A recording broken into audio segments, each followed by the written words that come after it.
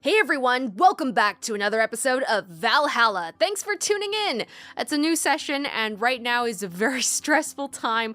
It's always stressful around this time, which is when Anime Expo, a very big convention here in LA, happens.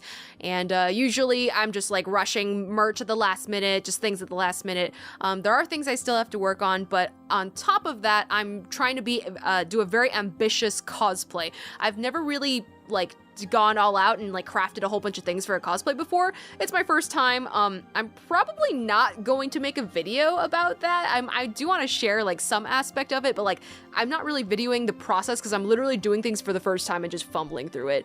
But anyway, so there's just a lot going on: recording, drawing, cosplay making, but we're here. Let's keep going. But there is something in particular I still can't forgive. It was a day she invited her friends to the house, and I went to ask her something. As I was leaving, one of her friends asked if I was her sister, and she said she had no little sisters. Ouch! I think that was the moment that finally broke the pedestal I held her on. I admired her as much as a kid could admire someone, you know? Little by little, that admiration wore off until we finally reached that breaking point. I felt betrayed. And you hadn't been able to forgive her after 40 years? 40 years? She's not 40-something, right? You mean 30-something years? 20-something years? 40? She's not older than 40, I bet. She looks like she's in her 30s, right? Hey. Oh, is she reprimanding us for that? I don't know. Let's just keep going. It's not that I still hold a grudge against her, but rather, the Diana who said all those things so many years ago is the same Diana I know today. How so? She hasn't matured one bit. So wait, so she wasn't saying, okay, so she was saying hey because we were like, you still haven't let that go for 40 years, and she's like, hey, well that's not it. So she's not denying the fact that 40 years have indeed passed? So is she 50-something?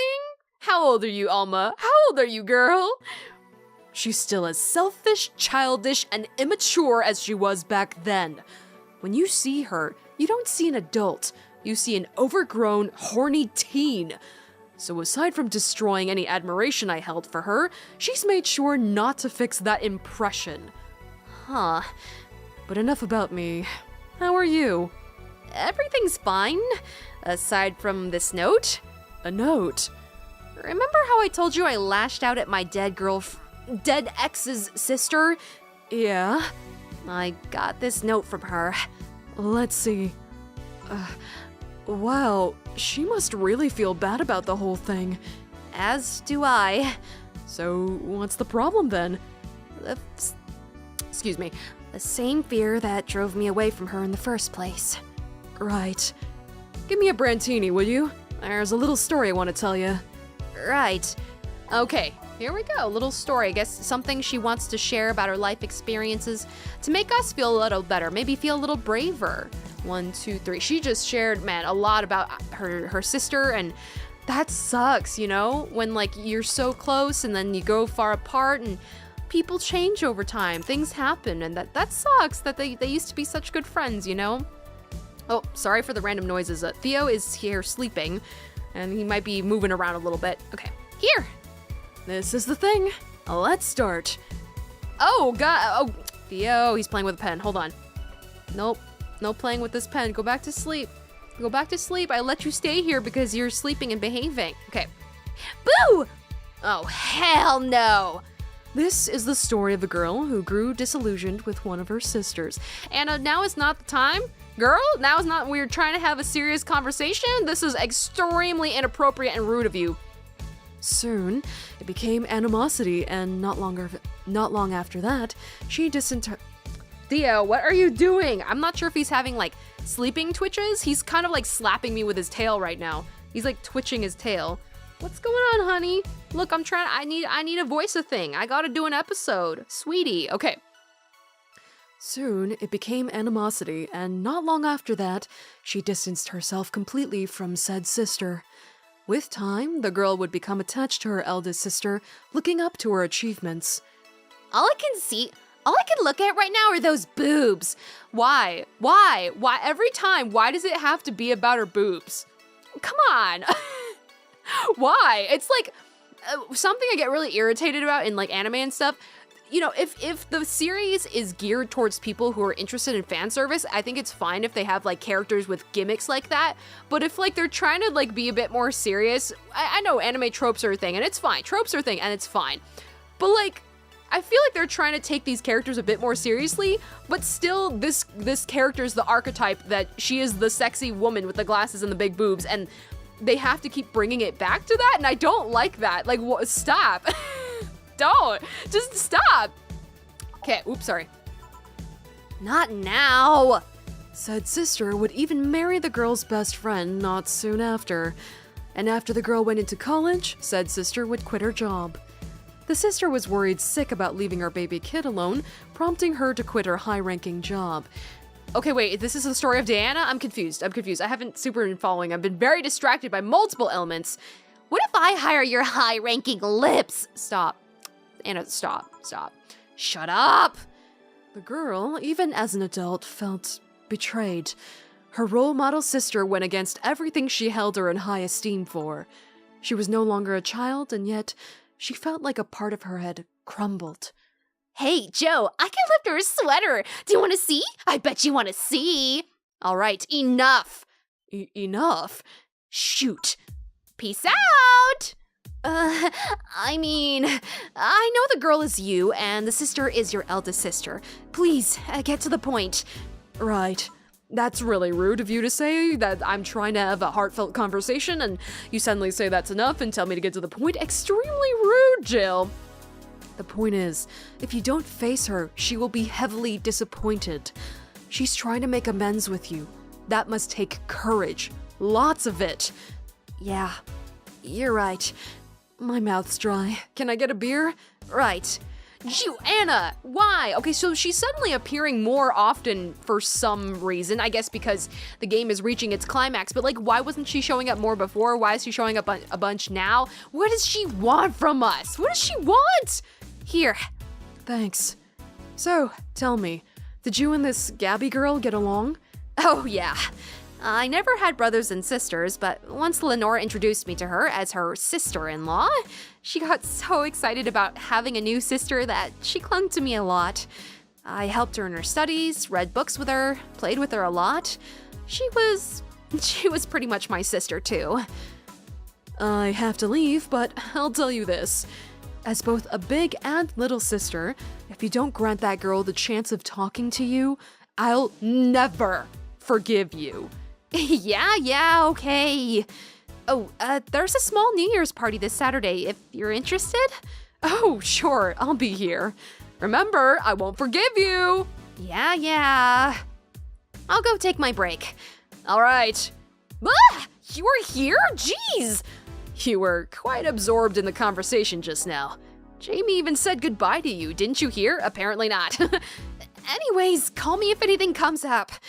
Oh no! I mean, we were talking about stuff that was very important and also very distracted by a certain invisible, annoying ghost that's very inappropriate and rude and can't read the atmosphere. It's less chilly today. Here we go. I'm gonna move the music to something else. Sure. Jill, a kid's looking for you. It's not Anna, I'm assuming, because I don't think you can see her. Oh, crap. Oh, hi, it's you again. What the hell was your voice? I don't know, random high-pitched voice. Hey, Norma. Whew. You're back. Oh, screw you. You do know I'm not giving you any drinks, right? Shoot, I said it out loud. You mean giving her a drink? You're not giving either of them drinks, right? So this would apply to her anyway. Yeah, actually, I wanted to thank you. Oh, she thought it was for her. It does make sense in her context. Thank me? Well, for starters, by not complying and giving me alcohol. Everything else would have fallen apart if I had some. Aw, so responsible, Joe! I kind of faced my mom and told her all about the pressure she was putting on me, and said I wanted to figure out what I wanted to do. And, well, she didn't speak to me for 2 days. After that, she told me that it'd be a waste to spend money in a university just for me to not give it my all. So she told me to still go to the college course, but that I was free to explore. Glad to hear that. And well, I wanted to thank you for that. Me? If I just rushed headfirst into my original plan, things would have gotten ugly. And you were right. I would be hurting her for the sake of hurting. So, thank you. Don't worry about it. I'll leave before it's too late outside. Be careful! Aw, so sweet! Shut up! Hey Jill, mind helping me here? Sure. Make a bleeding Jane, please. On it. Gee, what does she want? I guess, okay, so it seems like everyone's kind of coming in to, like, resolve something, or, like, again, like I was saying in the last episode, kind of reach the climax, close to the climax of their stories. So I'm assuming she's kind of coming in, and maybe she's kind of, like, judging us on how well we did with every character. Maybe everyone's coming in for their last thing, and, like, her response I don't know, maybe shows how well we did with that. I have no idea. She's just suddenly really getting up in our face when we're trying to just talk to everyone, and they're trying to, like, pour out their hearts to us. So it's a bit irritating. Thanks. Aw, Joe. Hey, Joe, do you hate me? Hate is it's a harsh word. It's not against you directly, but rather the fact that only I can see you. Like I told you, if they wanted, they could see me. And why can I? You're the main character? No. What are you? A cute girl. Right. You okay, Jill? Making a lot of faces there. Yeah, just remembering stuff. Could you give me a hand here and serve a beer, please? Sure. Okay, this is like rapid fire all of a sudden. We're just, I remember, no, I got this. 1, 2, 1, 2, 1, 2, 3, 4, mixed. There we go. Thanks.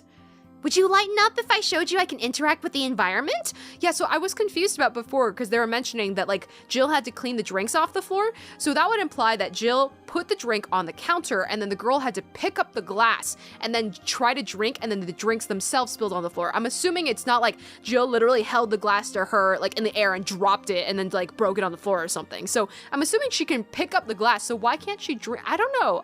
How well can you interact with the environment? Show us, Anna. Maybe it'll spook me, but let's try. There! Can't see anything. You sure? Yep. Weird.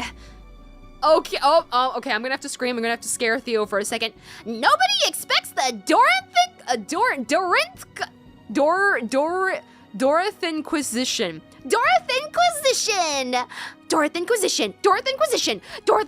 Ouch! I bit my tongue. Can't believe I'm using the spare tongue so early in the night. Oh, so do you just, like, is there a slot for the spare tongue and you can just, like, bzz, and, like, have it, like, slide out and slot out and switch between the other tongue? It's a little scary now that I think about it. Honey! Hey, Dorothy. I'm making a quick stop for a drink. Can I get a fluffy dream? Sure. Dude, just everyone's coming in. What's going on? What day is it? It must be the day right before the New Year's party? I'm not paying attention to, I thought we had, like, at least 2 days in between. But, like, with everybody suddenly coming in, it must be, like, really, really closing in. Thanks. Oh, yeah, before you leave, what, are you guys throwing a New Year's party too? Yep. Sure, I'll be here then. Wow, she just, like, chugged that thing down and, like, sped the hell out. Unless she, like, took the glass with her. It's not takeout. You have to bring that back. Thanks. Well, I've got things to do, so... You do? You, as a ghost? What is your employment? What are things you need to do? Who does what? Sorry, I sneezed. Weird sneezes. Anyway, I'm out for now. Oh yeah, Joe, take care of Becky, please. Right, that was Dorothy's other name. Her real name is Rebecca Willow or something like that, so I remember one of the achievements being, don't call me Becky. Man, she was in a rush. Okay, screw that noise. Fireworks are sold out everywhere. I'll need to get them through more shady means. She's gonna buy them from the internet, the shadiest place on earth. Very true. She'll find them and put us all at risk of burning. I'll make sure there's an extra extinguisher at hand. Please. Well, I guess that's it for today. Today's been extremely hectic and irritating. You sure you're fine? I am. Don't worry. Hey Jill, mind if I ask a silly question? You've seen my clients, you can assume I don't mind silly questions. Silly answers can get on my nerves though. Sorry, what did you want to ask? Do you know why they call them cat boomers? That's a good question, Gil. I wanted to know also. I mean, I guess their second set of ears look like a cat's, but the word boomer seems so out of place. My thoughts exactly. Not so much when you consider it's not them, but their parents who were called such. Oh, like baby boomers? Oh? Let's go a bit back first. Time for a history lesson. Here we go. You do know why cat boomers look like that, right? Oh, and I remember ROM 2064, I keep forgetting if that's the right year, but read-only memories, they also share the same history, because like they're two different developers, but they kind of set them in the same universe. I believe ROM happens first, and then this one happens?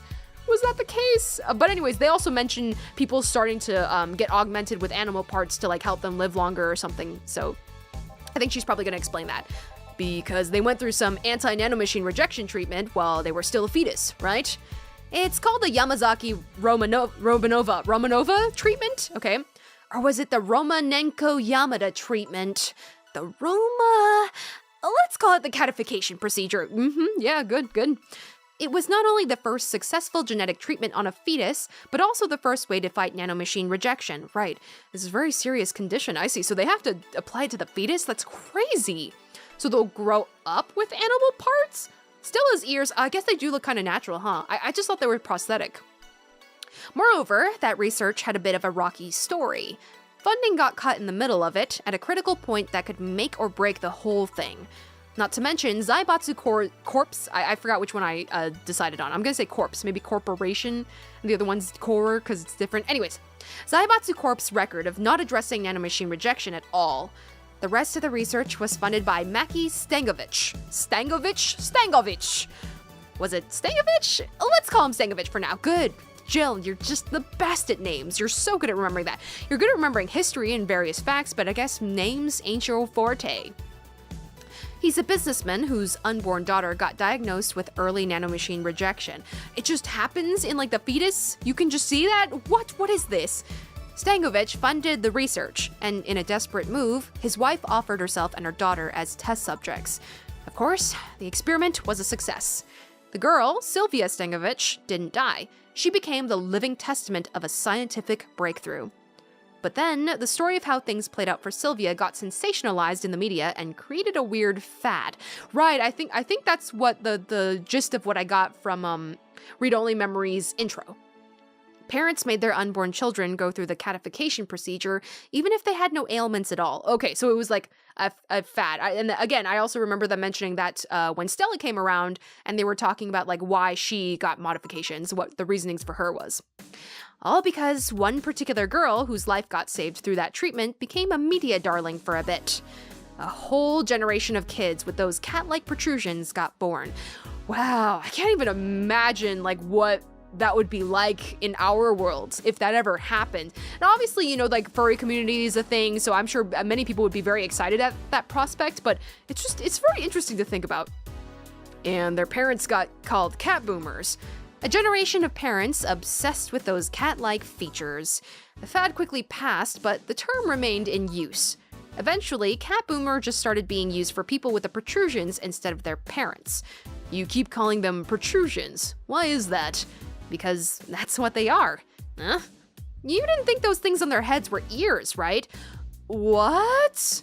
Okay, so they have regular ears and they also have the cat ears. That's something I always wonder with anime cat people, anime animal people. I think they usually hide, like they usually have hair to hide their human ears so that you can't really tell. But so they have normal ears and these fake ears that don't actually hear. They're just there for but they twitch like ears. So what are they? That's kind of freaky, actually. Can you imagine just like weird growths on your head? Functionless growths? Why? They can move? Sure, they can be moved because they're somehow connected to the facial and ear muscles. Thus, they can move like a cat's and react to their mood. Interesting, okay. But in the end, they're just appendages with no real function. Huh. It still surprises me a bit, though, that the biggest mutation they get after the treatment is just that. Those ears are a small miracle on their own. People have been born with no eyes for less intrusive procedures. Whoa, so like they tried to do the animal procedure, but then they ended up having no eyes? You really thought they were functional ears, huh? Let's say I learned quite a bit today. Thank you.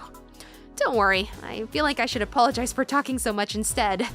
And keep in mind, I'm screwing up the terms. I don't want you saying someone got protrusions because of a catification procedure.